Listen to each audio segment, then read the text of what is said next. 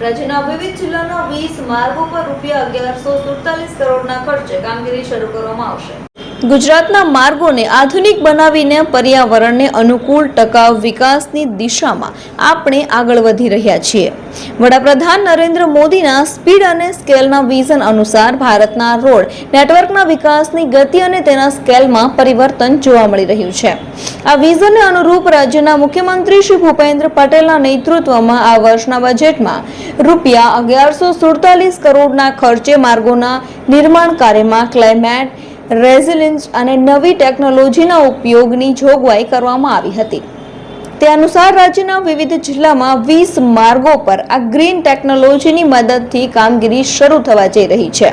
આ પ્રક્રિયામાં હયાત રોડના જૂના મટીરીયલને ફરી ઉપયોગ કરીને રોડનું નિર્માણ કરવામાં આવશે, જેનાથી ખર્ચમાં ઘટાડાની સાથે પર્યાવરણને અનુકૂળ પ્રક્રિયાને પ્રોત્સાહન મળશે. Lanva, Manund, Sander, Balesana road Patan, Radhanpur, Mashali, Madhapura road Patan, Bhidiya Somnath road Gir Somnath, Santrampur, Zalod road Mahisagar, Dayadara Nabipur, Zanod road, Ilav, Kosamba road Morbi, Nani Vavdi, Bagathala road Morbi, Surendranagar bypass road, Dindoli, Kardava, Ikalra road Surat, Manglej Nareshwar road Vadodara, Kosendra Bhakha road Chhota Udepur, Karjan Amod road Vadodara, Isarvada Undel road Anand, Valam Kidi road Mehsana, Pepalu Kapada road Mehsana, Luni ગુંદલા Patri Tapparvariya road Kutch, Vadtal Jod, Bakrol road Anand, Tajala Gopnath road Bhavnagar, Kalavad Jamvanthali, Falla road Jamnagar અને કોઢારા એપ્રોચ રોડ નર્મદા. આ માર્ગો પર રોડને પહોળા કરવાનું કામ આરસીસી ગટર line, resurfacing, protection work four lane, માટીકામ, rumble strip, road furniture, side shoulder, white topping, glass grid સહિતની કામગીરી અલગ અલગ રોડની જરૂરિયાતો અનુસાર કરવામાં આવશે. આ રસ્તાઓ પર પર્યાવરણને અનુકૂળ, ક્લાઇમેટ રેઝિલિયન્ટ અને નવી ટેકનોલોજી અનુસાર કામગીરી કરવામાં આવશે. ગ્રીન ટેકનોલોજીની કામગીરીમાં હયાત રોડની જૂની સામગ્રીનો ઉપયોગ કરવામાં આવશે. તેમાં રોડને ઉખાડીને ત્યાં ચૂનો પાથરવામાં આવશે.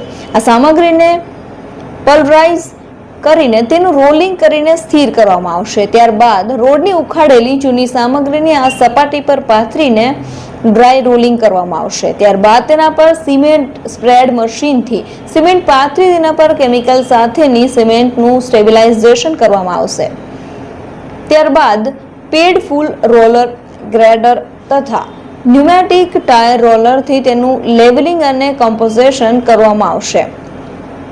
આ કામગીરીના 7 દિવસ બાદ non woven material stress absorbing membrane SAMI પાથરીને તેના પર ડામરનું આવરણ લગાવવામાં આવે છે.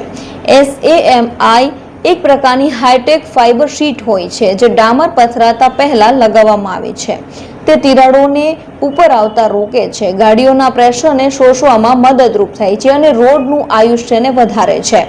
આ ટેકનોલોજીમાં જૂના પેવનમાંથી તથા મેટલ જેવા મટીરિયલનો ફરી ઉપયોગ કરવામાં આવે છે. તેના લીધે ખર્ચ ઘટે છે અને રોડનો બેઝ વધુ મજબૂત બને છે. વેસ્ટ પ્લાસ્ટિક રોડ પ્લાસ્ટિકને ડામર સાથે મિક્સ કરવામાં આવે છે. વ્હાઇટ ટોપિંગ જૂના ડામર પર કોન્ક્રીટ પાથરવામાં આવે છે. જીઓગ્રીડ અને ગ્લાસ ગ્રીડ પોલિમરની જાળી ગ્રીડ અને ફાઇબર ગ્લાસની ગ્રીડ પાથરીને મજબૂત રોડ બનાવવામાં આવે છે. જીઓગ્રીડ પોચી માટીને વધારે મદદરૂપ બને છે.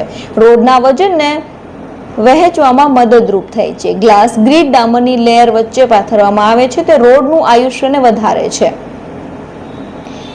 અને મજબૂતી આપે છે. કોલ્ડ મિક્સ ઇન્ફ્રાસ્ટ્રક્ચર ગરમ કર્યા વિના ડામર મિક્સનો ઉપયોગ ચોમાસાના સમયમાં પણ કામગીરી ઉપયોગી બને છે.